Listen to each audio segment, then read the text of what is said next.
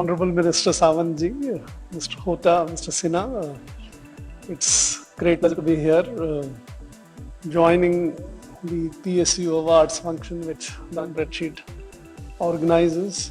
In a way, the government is also a PSU, so we are part of the same fraternity. The PSUs, I would just like to spend some time on the major changes which are taking place in terms of the PSUs in the country. I don't have to tell this group which knows it very well. The PSUs in India actually are creation of three major policy decisions in the country.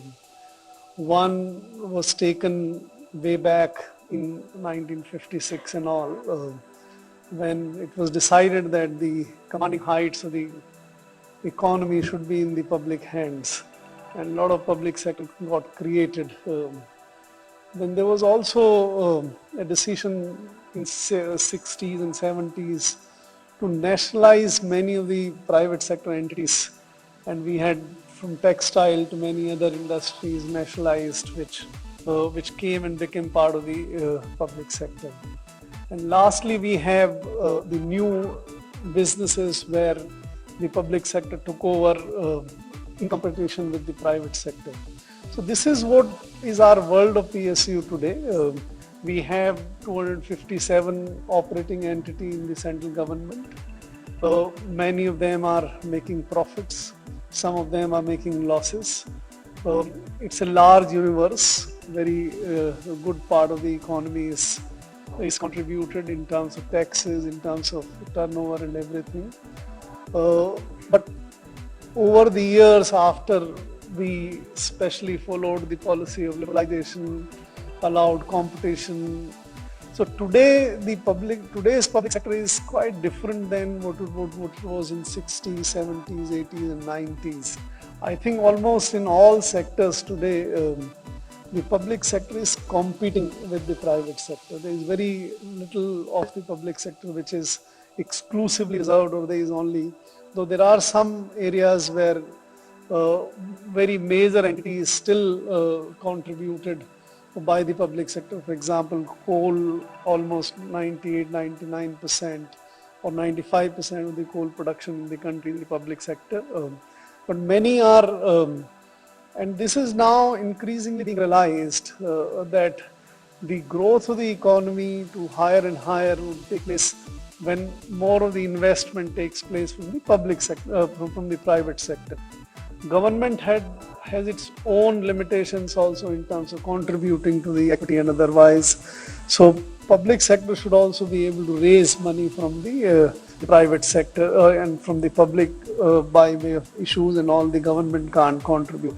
So you have seen this policy of increasingly disinvesting shares, and also now, and there have been some episodes earlier also, of strategically disinvesting, virtually selling out, privatizing the public sector. That policy will receive much more traction, much more.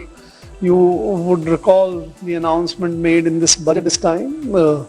The requirement of 51% has also been stated to be something which is flexible. Government said that we will take a view about specific entities. If they don't have to be in public sector, government owned kind of thing, those will be strategically disinvested. Even where the government would like to retain control, that control can be brought down before less than 51%, or in some cases where you want 51% still to be retained by the government. It can be in combination of the public institutions owned by the government. So there may be a case where, let us say, 30% or 26% is owned by the government, and the rest of the equity is held by other public sector entities or financial institutions.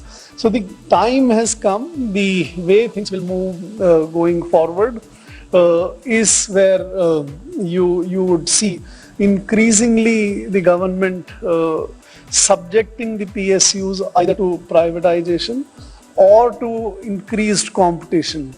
almost every field. You take oil, gas, and other lot of entities, lot of exploration, other licenses are also being given to the private sector. So what my advice to you today is to be prepared. We have enormous talent in PSUs. Best of the managers, best of the people have joined the public sector to work. We have perhaps not given as good a working environment as is available in the private sector in terms of doing business.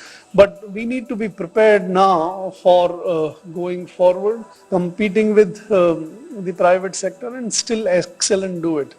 Mr. Hota was referring rightly, today in most of the businesses you compete with the private sector and international companies in any case. Tariffs have been brought down, most of the goods, and going forward there might be further reduction in tariffs. We enter into some of the regional agreements and others, so that increases the competition from outside.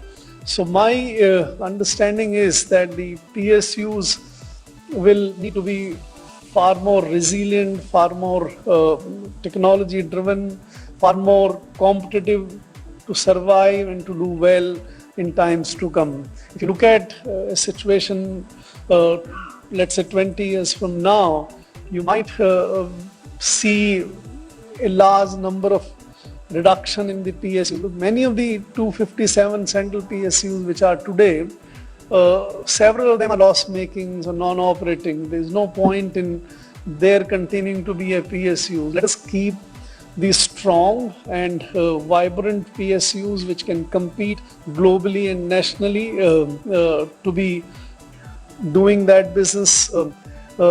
And in many times this actually helps if there is a public sector entity in the market which helps in stabilizing the prices for consumers. You're not subjecting the consumers to a predatory or a monopolistic pricing from the private sector. So there is good reason for the public sector to continue to exist, but I think as we go along we'll have to be much more competitive, and maybe the number would be smaller, but it will be a strong universe which will be there in times to come. I wish you all well. Please continue to make many of our public sector entities today are world class. I am in power sector. The NTPCs and the power grids of the world are world class companies. They have that in the oil sector space also. So they can continue to be best in the class, and they can compete very well to remain relevant, and which will, I think, provide much bigger satisfaction to the managers, to the managing directors, and to the employees and staff of the. Increasingly, I think one should be prepared. I am saying again that the capital infusion from the government would be unlikely or would be less likely to come.